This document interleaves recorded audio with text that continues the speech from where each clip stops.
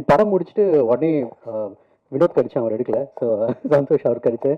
So சொன்னேன் இல்லைங்க ரொம்ப செம மாசாக இருக்குது, கமர்ஷியலாக இருக்குது அப்படின்னு. அவர் சொன்னார் இல்லைங்க இது என்ன அவார்ட் இல்லைன்னு நாங்கள் நினச்சோம், அந்த மாதிரி கேட்டகரி இல்லைங்க, படத்துக்குள்ள ஒரு செம ஒரு கமர்ஷியல் எலிமெண்ட் இருக்குது, மாஸ் எலிமெண்ட் இருக்குது அப்படின்னு. அண்ட் அது ஐ திங்க் படம் பார்க்கும்போது உங்களுக்கு தெரியும் அந்தளவுக்கு ஒரு ரொம்ப என்டர்டெய்னிங்கான ஒரு film. But at the same time அதான் ஒரு வாழைப்பழத்தில் ஊசி ஏற்றுற மாதிரி அழகாக பண்ணியிருப்பார் இரா சரவணன். அண்ட் இரா சரவணன் அடிக்கடி அவர் சொல்கிறது வந்து என்னை பார்க்கும்போது சொல்லலை ரொம்ப தேங்க்யூ அப்படின்னு சொல்லுவார்.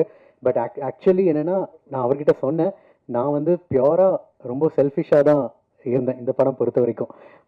நான் சொன்னேன் இல்லைங்க நான் வந்து ஒரு சுயநலவாதி தான். இந்த படம் பார்த்தோன்னே முடிவு பண்ணேன் இந்த படத்தில் நம்ம கண்டிப்பாக இருந்தே ஆகணும். ஏன்னா இந்த படம் வந்து ஒரு தளத்துக்கு போகும், ஒரு உயரத்தை எட்டும்.